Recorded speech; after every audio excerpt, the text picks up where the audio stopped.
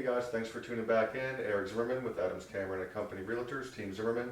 I'm here with Sam with the Home Detectives.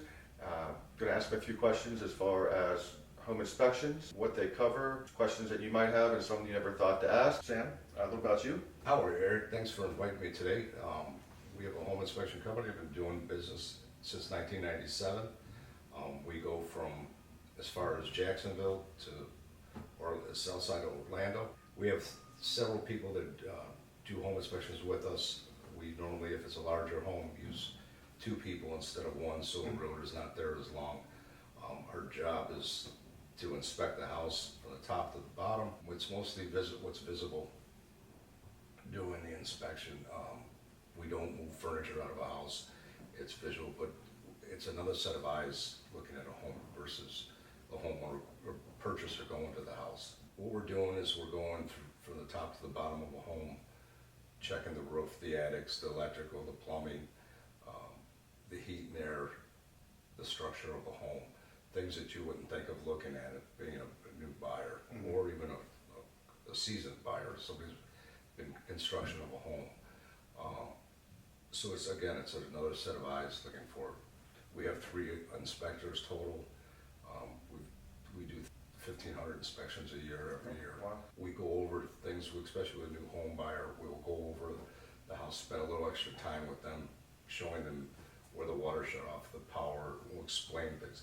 A lot of items in a home inspection are a honey-do list, basically.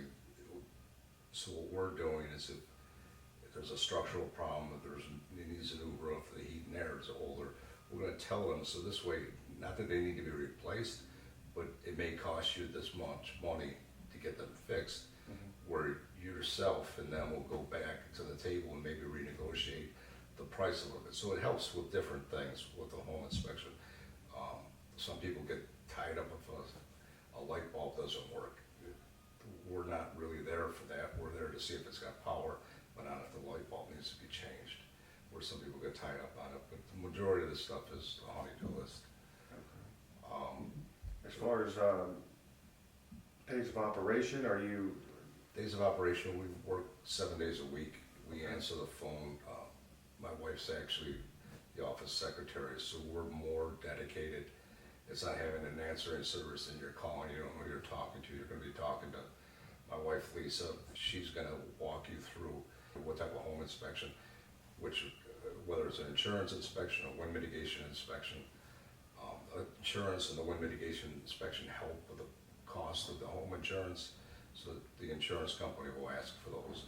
Yeah, just to back up really quickly, so the reports you're talking about, what reports can you do and what type of inspections do you actually cover? Well, it's the home inspection, the whole total home inspection. We'll check the pool, the sprinkler system, the heat and air, the electrical, the roof, the attics, the structure of the home. The wind mitigation is how you can get reduced cost if the house has been, the trusses to the walls, if they're tied down correctly. If you have these things done, if there's hurricane shutters on all the windows, it'll help with your insurance, so it's not quite as high, especially with an older home where they weren't up to code as they are today for the wind resistance. This will help with your insurance, because what they do is they say, well, the house in 1950, it wasn't constructed like they are today with the wind pressures. So if people have modified, it helps with the insurance. Okay. The insurance inspection is a 4-point, which we're checking the roof, the heat and air, the electrical and the hot water tank and the plumbing. What the insurance company wants to know is because over time things fail. So they want to know if the hot water tank's over 10 years old. If it is, they may end up asking you to replace it. Otherwise, they'll raise your rates on it because they know that it's more susceptible to leak, The failure. to fail. Same thing with a roof. If a roof's over 15 years old, they get leery about it because they may want it replaced or they won't insure you. So these are things, and this is why you have a home inspection, is because you may think looking from the ground that the roof looks great. When you get up there, when we get up there, we can give you a better idea how the age of it, the condition of it, how it's wearing. So it gives you a clearer outlook on it. And I think too, it's important, I think for people to realize as well, is even if everything is in tip-top shape, it's a newer roof, if it has a newer plumbing, it's been updated and so forth, actually, it's good to have those reports done as well, because you're eligible for credits based on those things. It's fair, right? Save money. So when you do a new roof, there's new nail patterns that you have to do. If they have a secondary water barrier under the roof, the newer shingles, you're eligible for credits that otherwise you wouldn't be able to take advantage of unless they have the report. Is that Sure, correct? and you have to have a licensed home inspector do it, so that's another reason why you would hire us. The inspections cost, base price is $300. It's well worth it. When I say you get your money back, what I mean is the items that we find wrong, we're not there to try to justify our pay.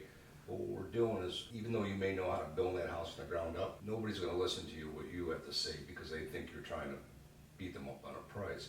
Where you have an outside person come in, go through the home, may find things that you didn't notice, and it'll help with the negotiation if that's what you're trying to do, or it lets you know that, okay, well, it has a structural problem, or the roof needs to be replaced. You may not have the finances to take that into account to buy the house, so you may walk or try to get it renegotiated. The Basically, price. so you know what you're getting into. Right. And, Absolutely.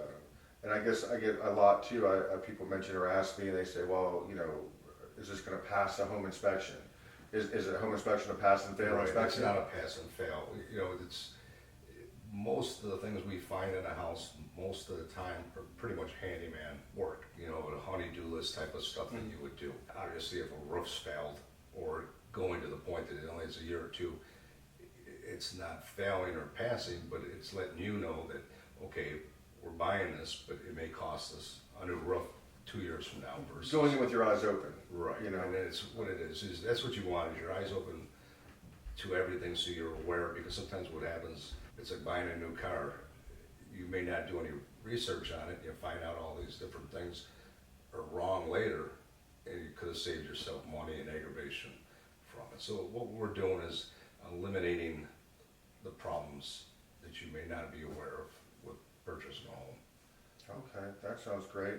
I want to touch on a few other things with you on our next segment. I want to appreciate you guys for watching this time, and tune in next week for part 2, and we're going to cover a little bit more with Sam and go over how to contact him and reach him if you had some needs for a home inspection. Thanks again.